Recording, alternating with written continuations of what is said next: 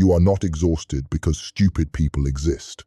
You are exhausted because you keep treating their ignorance as a problem your intelligence is supposed to solve. That is the trap. A man says something obviously wrong. He says it with confidence, with a straight face, with that strange certainty only shallow thinking can produce. You hear the flaw immediately. You see the missing context. You see the contradiction inside his own sentence. Before he even finishes speaking, your mind has already built the answer. So you explain. You do it calmly at first. You choose a simple example. You remove the sharp edges from your tone. You give him the facts without trying to humiliate him. You think, if I just make this clear enough, he will see it. But he does not see it. He blinks, tightens his face, and says the same thing again, only louder. That is the moment intelligent people begin to lose their peace. Not because the fool has won, not because the argument has become difficult, but because something deeper has been violated. You believed logic had weight. You believed truth had force. You believed that if a person was shown the shape of reality clearly enough, he would at least hesitate. But he does not hesitate. He hardens. And now the conversation becomes something else. You are no longer trying to explain a point. You are trying to prove that reality still matters. You are trying to restore order in a room where confidence has replaced competence. You are trying to make the world sane again through one person who has no interest in sanity. Schopenhauer understood this cruelty better than most. He did not look at human beings as clean, rational machines. He saw the will underneath the words. He saw ego, pride, vanity, and the animal need to feel superior. He knew that many people do not argue to discover truth. They argue to protect the image of themselves they cannot afford to lose. That is why the stupid person is so dangerous to the intelligent one. Not because he is smarter, because he does not need to be. He can repeat nonsense without fatigue. He can ignore evidence without shame. He can change the subject without noticing the crime. He can turn your correction into an attack on your attitude. He can drag the entire exchange from facts into tone, from truth into personality, from logic into social discomfort. And if you follow him there, you are finished. This is the first law. A fool does not defeat you by outthinking you. He defeats you by moving the conversation to a place where thinking no longer helps. You begin with evidence. He replies with emotion. You clarify. He accuses. You stay precise. He calls you arrogant. You try to return to the subject. He makes the subject your character.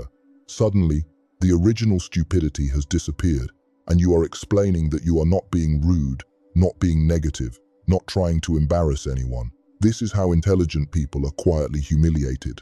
They enter as the clearest mind in the room and leave asking permission from confusion. If you have felt this, pay attention to the part of you that still wants to answer back. That impulse is not always wisdom. Sometimes it is wounded pride wearing the mask of truth. You tell yourself you care about accuracy. Maybe you do, but if you are honest, another need lives underneath it. The need for the fool to recognize that you are right. That need is the leash. The foolish person may not understand your argument, but he can still pull that leash. He can provoke you with a lazy sentence. He can make you spend 20 minutes correcting a thought he spent 3 seconds forming. He can make you carry the conversation for hours after it ends, replaying it in your car, your shower, your bed. That is the real theft, not the argument, the afterlife of the argument. A stupid person often forgets the exchange almost immediately. You keep processing it because your mind is built to resolve contradiction. You keep searching for the better phrase, the sharper example, the perfect sentence that would have made him understand. But there is no perfect sentence for a mind defending itself from clarity. This is where your intelligence becomes vulnerability. You assume misunderstanding is a communication problem. Sometimes it is, but sometimes misunderstanding is the point. Some people do not fail to understand you. They refuse to understand you because understanding would cost them the comfort of their own certainty. And certainty is addictive. It lets a weak mind feel strong. It lets an untrained mind feel complete. It lets a man avoid the painful labor of revision. When you challenge certainty with nuance, you are not offering help. To him, you are threatening the drug, so he resists. The intelligent man must learn to recognize when a conversation has crossed from disagreement into defense. Disagreement can move. Defense only protects. Disagreement asks questions. Defense changes the subject. Disagreement can admit tension. Defense converts tension into blame. Once you see defense, stop feeding it. Do not keep pouring clarity into a locked room. Do not keep proving yourself to someone who experiences proof as insult. Do not give premium attention to a bankrupt mind and then wonder why you feel poorer afterward. This is not cruelty. It is hygiene. Your mental space is not public property. Your energy is not a charity fund for every loud opinion. Your peace is not something you must sacrifice every time someone performs ignorance near you. The first mark of intelligence is seeing the error. The second mark is knowing whether the error deserves your life force. Schopenhauer would tell you something cold. The world does not owe your intelligence recognition. Many people will not understand you. Some will resent you for being understandable at all. And if your peace depends on their recognition, you have given your sharpest possession to the dullest judge. So the first way intelligent people handle stupid people is not by winning, it is by withdrawing the need to be witnessed. They stop asking the fool to certify reality. They stop entering every argument as if truth needs a public ceremony, because the moment you stop needing a stupid person to know you are right, you become difficult to control. That is where freedom begins, not with the perfect reply, with the silence after you decide the reply is too expensive. The mistake begins when you think the fool is missing information. He is usually protecting an identity. That is the part intelligent people underestimate. They believe facts enter the mind like water entering an empty glass. But many minds are not empty glasses. They are guarded rooms. The door is locked from the inside, and the guard is not reason. The guard is ego. When you correct a foolish person, you think you are touching an idea. He feels you touching his status. You think you are adjusting a conclusion. He feels you lowering him in the room. You think you are clarifying reality. He feels exposed. Exposure creates defense. Defense does not become wiser when you add more facts. It becomes more creative. It changes shape. It attacks your tone. It questions your motive. It says you are overthinking. It says you always need to be right. It says you are too serious. It says you think you are better than everyone. Notice the movement. The argument leaves the subject and moves toward you. That is not an accident. It is escape. The foolish person cannot hold the original point, so he relocates the conflict to a place where facts no longer matter. Now the conversation is about your personality, your attitude, your delivery, your supposed arrogance. The actual issue disappears, and you are dragged into proving that you are not a bad person. That is how he survives. Not by being correct, by making correctness socially expensive. This is why intelligent people must stop worshipping explanation. Explanation is powerful only when the other mind is willing to receive structure. Without that willingness, explanation becomes labor without outcome. You build a bridge toward a person who is busy burning the other side. People do not simply want truth. They want truth only when it does not humiliate the version of themselves they are trying to maintain. And many foolish people maintain themselves through certainty. Certainty protects them from the pain of complexity. It lets them feel complete without examination. It lets them speak quickly.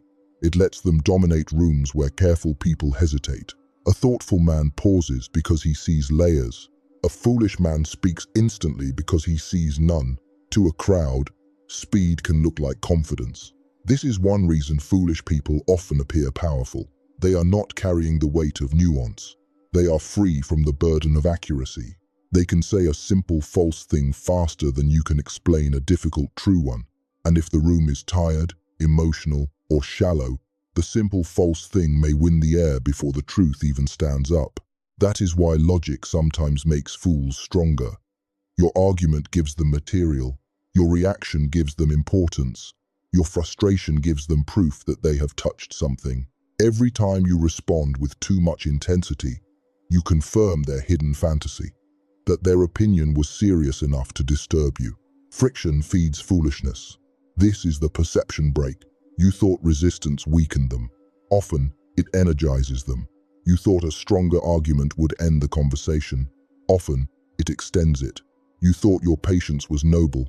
Often, it was just the slow bleeding of attention. The intelligent response is not always more truth. Sometimes it is less access.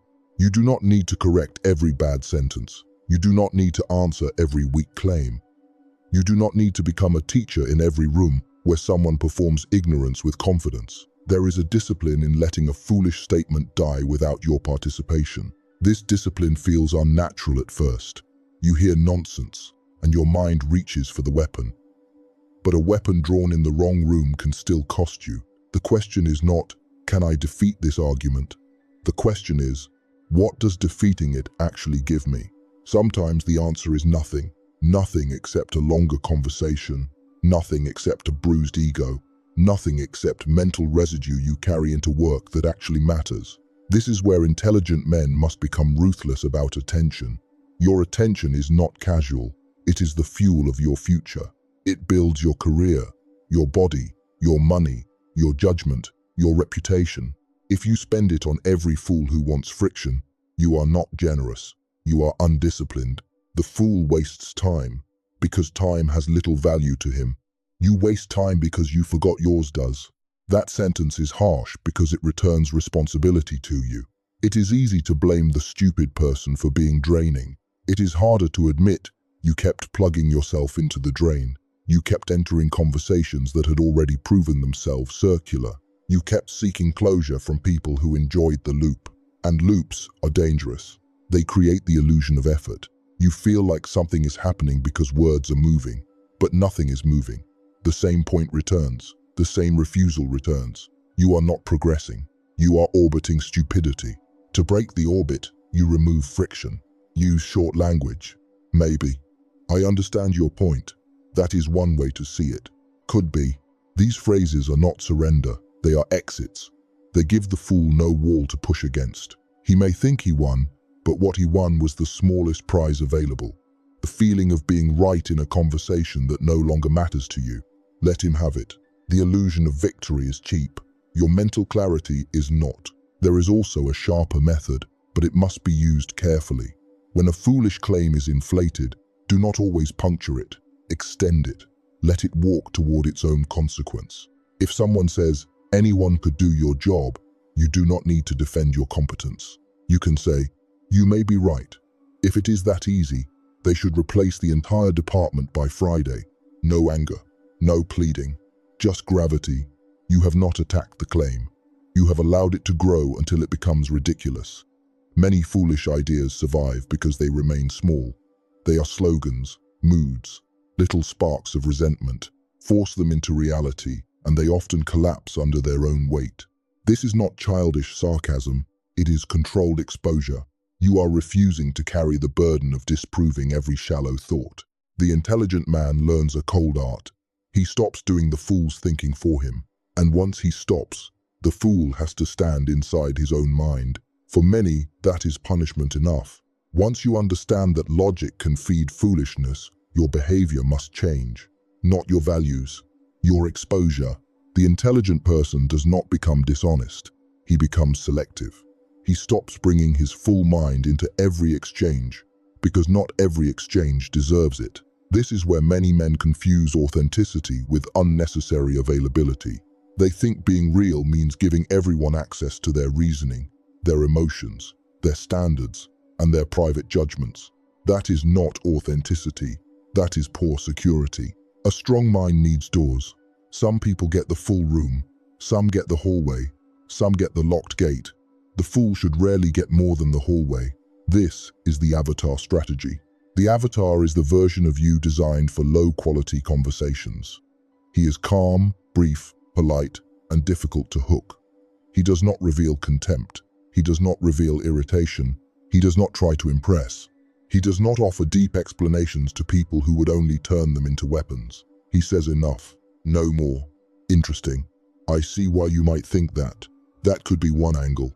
Let us keep it simple. These lines may sound ordinary, but their function is serious. They protect the real mind behind them. The avatar handles the noise, while your actual attention remains with your life. This matters because stupid people often do not want your answer. They want your reaction. Your reaction makes them feel significant. Your frustration proves they reached you. Your over-explanation tells them they have entered the center of your mental space. To deny them that reaction is to deny them the emotional payment they came to collect. Silence is not always weakness. Sometimes silence is refusal to pay. Of course, the fool may misread it. He may think you have no answer. He may think you are intimidated. He may think he won. Let him. The need to correct his interpretation is the old leash returning. If he needs to believe he won in order to stop talking, that belief may be the cheapest tool available. This is where pride must be trained. The intelligent man must learn to tolerate being underestimated. That is difficult, especially in American culture, where men are often taught to prove themselves instantly. Prove you are sharp. Prove you are strong. Prove you cannot be disrespected. Prove you can answer back. But constant proof is not power. It is dependency. If every insult requires a performance, then every fool becomes your director. If every false judgment requires a defense, then every shallow person controls your schedule. If every underestimation wounds you, then your identity is still too public. Schopenhauer's colder lesson is that a man should not need applause from the very minds he does not respect. This does not mean he despises people. It means he stops asking unqualified judges to validate qualified realities. You do not ask a blind man to confirm the painting. You do not ask a broken scale to measure weight. You do not ask a shallow mind to certify depth. The avatar makes this possible. It allows you to remain civil without becoming available. It lets you pass through foolishness without becoming its student, victim, or opponent. It lets you be physically present and mentally guarded. This is especially important when the fool has power. A stupid person without authority is irritating. A stupid person with authority is dangerous. He can turn insecurity into policy. He can punish competence by calling it arrogance. He can mistake your clarity for rebellion. He can use vague language, office politics, and social pressure to make your intelligence look like a personality flaw. In that environment, showing your full intelligence too early can be tactical stupidity. You may think your competence will protect you. Sometimes it threatens the person who controls the room. If a foolish superior needs to feel intelligent, your visible intelligence becomes a mirror, and many insecure people would rather break the mirror than look into it. So you lower your signal. You do not shrink. You do not become less. You simply stop displaying the whole weapon. Ask harmless questions. Let him correct a minor detail. Give him a small feeling of superiority where the stakes are low. Let him believe he is steering the surface while you protect the deeper objective. This is not cowardice. It is navigation. A man who understands terrain does not drive the same way on ice as he does on dry road. The same principle applies to social terrain. Some rooms reward honesty, some punish it. Some minds respect competence, some resent it. Some people grow when challenged. Others become enemies the moment they feel compared. The intelligent man studies the terrain before revealing his speed. There is an old strategic pattern behind this. The wise man facing a foolish ruler does not always announce his wisdom. He may appear harmless. He may appear ordinary. He may let the ruler feel safe, not because he worships the ruler, but because he understands that survival sometimes requires making insecure power comfortable enough to stop watching you. Your intelligence is not a badge. It is a concealed weapon, and concealed weapons are not drawn for decoration. This is the part many talented men fail to accept. They want their intelligence noticed. They want the room to feel the sharpness. They want the foolish superior, relative, co-worker, or stranger to realize they are dealing with someone serious. But what if being noticed is the danger? What if the safest path is not to shine in every room, but to choose the room where shining actually pays? There are places where your best move is not brilliance. It is invisibility. Invisibility gives you room to work. It protects your plans from envy. It keeps your energy away from unnecessary conflict. It allows fools to underestimate you while you build something they cannot interrupt. That is why the avatar is not weakness. It is architecture. You build a surface that foolish people can interact with, so they never reach the engine underneath. You let them talk to the mask, while your mind remains free. You let them judge the mask, while your real direction stays untouched. This is how intelligent people handle stupid people when escape is not possible. They do not argue. They do not expose. They do not bleed. They manage access. And in a world full of noise, access is everything. The final battle is not with the fool. It is with the part of you that still wants the fool to understand. That is the hardest truth in the entire subject. You can learn every tactic. You can master silence, short language, controlled agreement, emotional distance, and the avatar. But if you still need recognition from stupid people, they will keep finding the door back into your mind. They may not defeat your logic. They will defeat your attachment. This attachment often hides inside noble language. You say, I just want them to see the truth. You say, I just want them to understand what they are doing. You say, I just want the record corrected. And sometimes those things are sincere. But beneath them, there may be something more personal. You want the insult reversed. You want the room repaired. You want the person who misjudged you to admit that your mind was clearer than his. That desire is human, but it is expensive. A man cannot build a serious life while waiting for unserious people to issue him emotional refunds. They may never apologize. They may never understand. They may never look back and realize the damage they caused. They may continue speaking confidently from the same shallow place for the rest of their lives. If your peace depends on their awakening, your peace is not yours. It belongs to their capacity, and some people do not have much capacity. This is where intelligent people must accept a painful form of distance. Not everyone is unfinished in the same way. Some people are growing, some are learning, some are wrong today and wiser tomorrow, but others are not on a path toward clarity. They are on a path toward protecting themselves from clarity. You cannot save them with one more explanation. You cannot love them into reflection. You cannot shame them into depth. You cannot donate your nervous system until they become someone else. This is not pessimism. It is pattern recognition. Look honestly at the people who have drained you the longest. How many times did you explain? How many hours did you spend arranging the truth into softer shapes? How often did you leave believing the next conversation would finally be different? And how much did they change? Now ask the harder question. How much did you change?